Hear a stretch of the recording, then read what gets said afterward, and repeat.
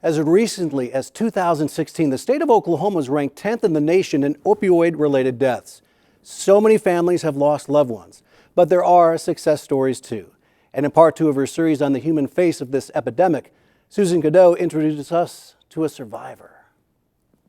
To lose parts of who you were, or part memories, and not be able to put your life together in order sometimes is hard. I was killing a 120 script of oxycodone 30 milligrams in 3 days, and a 50 microgram patch of fentanyl in 48 hours.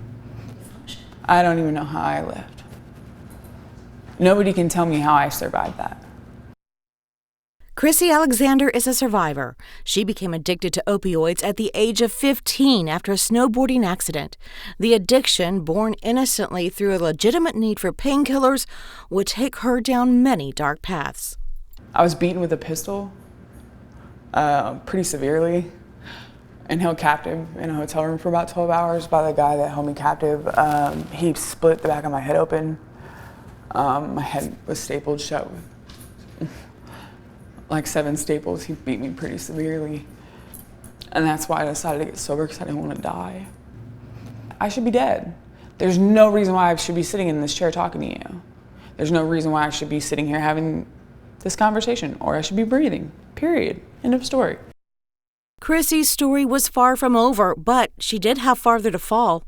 Her worst day was not being pistol whipped or all of the other experiences she prefers to keep private. No, it was a day that forced her to look beyond herself.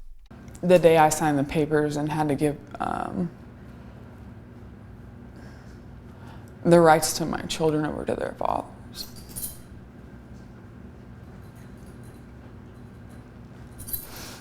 I literally planned on showing people oh yeah, you're gonna take my kids? That's what you're gonna do? Okay, watch me kill myself. Chrissy went to a hotel room with a bottle of Loratab, intent on the worst, but then another option came to mind. And I was either gonna kill myself or I was gonna do something different, but I didn't know what different was. It's my whole life. That's what I did my whole life. I don't know what different is. What's different? Now, Chrissy didn't have an overnight conversion, but a seed called different was planted that night, and eventually it did bloom. I went through medical detox. So I was given tramadol to cope with withdrawal. The mental withdrawal was worse than the physical. January 14th of 2017 was the last time I put an opiate in my body. Today, Chrissy has plans for a future that includes her children. She already has her daughter back and is working to get custody rights with her son. She also plans to work as a licensed professional counselor to help others who, like her old self, can't imagine how to be different. My whole ordeal and lifetime has led up to being able to do what I have chosen to do in the career that I've chosen. Christy Reagan is the outpatient program director for Catalyst Behavioral Services. Over the past 7 years, Catalyst has seen an increase in the number of clients they serve for opioid addiction in Oklahoma. Ironically, it's this increase that makes it possible for Catalyst and other recovery centers to reach more people like Christy. Right now, we as the state of Oklahoma have been selected to gain benefit to earn additional funding for treatment related for this opioid epidemic, right? So we're blessed to get some of that additional attention and that additional funding to push forward with treatment and really be able to help those that need the help and reach out to more people.